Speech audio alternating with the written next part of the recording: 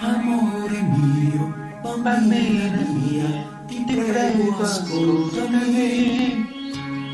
Amore mio, bambina mia, non devi piangere.